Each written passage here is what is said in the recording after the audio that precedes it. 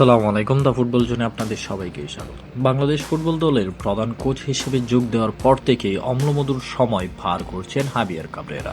যদিও স্প্যানিশ কোচের আমলনামায় মধুর চেয়ে অম্লের পরিমাণেই বেশি। ২০২২ সালে লাল সবুজের দলের দায়িত্ব নেওয়ার পর থেকে এখন পর্যন্ত ৩৮ ম্যাচে ডাগআউটে দাঁড়িয়েছেন তিনি, যার ১৭টিতে হার, ১১ জয় এবং ১০টিতে ড্র।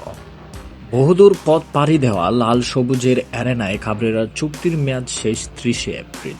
তার দায়িত্বকালে কাঙ্ক্ষিত সাফল্য না আসায় বাংলাদেশে তার শেষটা দেখে ফেলেছেন অনেকেই।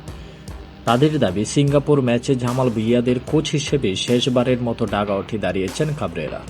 সময় হিসেবে আরও ১ মাস থাকায় যদিও তিনি বলেছেন এই সময়ের মধ্যে নিজের কাজ চালিয়ে যাবেন কাবরেরা, অর্থাৎ শিষ্যদের প্রতি তার যেমন ব্যবহার হওয়া উচিত তিনি সেটাই করবেন।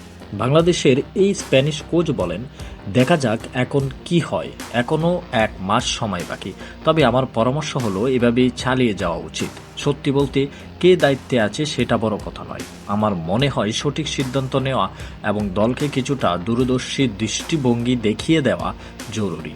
আর আমি মনে করি সেই উন্নতিটা দৃশ্যমান।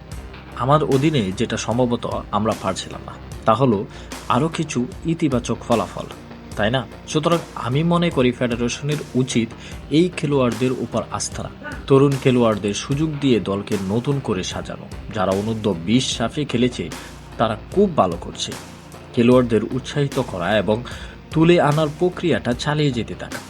আমার বিশ্বাস খুব শীঘ্রই আমরা এই ধরনের ম্যাচগুলো জিততে শুরু করব, যা আজ জিততে পারিনি। এফসি এশিয়ান কাপ বাছাই সি গ্রুপে ছিল বাংলাদেশ। ৫ ম্যাচে ৫ পয়েন্ট নিয়ে টেবিলের ৩য় স্থানে আছে বাংলাদেশ। জামাল ভুঁইয়ারা জয় পেয়েছেন মাত্র ১টি ম্যাচে, ড্র পেয়েছেন ২টি, বাকিগুলো হেরেছেন। সার্বিক পারফরম্যান্স ও বাস্তবতা নিয়ে কাবরেরা বলেন, বাছাই পর্বের পুরো গ্রুপে জুড়ে আমরা কোনো দলের চেয়ে খারাপ খেলিনি, বরং অনেক ম্যাচে প্রতিপক্ষের চেয়ে ভালো খেলেছি। তবে বাস্তবতা হলো আমরা মাত্র ৫ পয়েন্ট নিয়ে গ্রুপ শেষ করেছি। আমি বলছি না যে সিঙ্গাপুরে এশিয়ান কাপে খেলা যোগ্য নয়, তবে আজকের ম্যাচে বাংলাদেশই ছিল শ্রেষ্ঠতম, এতে কোনো সন্দেহ নেই। ভিডিওটি এ পর্যন্তই। ভালো লাগলে লাইক, কমেন্ট এবং সাবস্ক্রাইব করতে ভুলবেন না। ধন্যবাদ।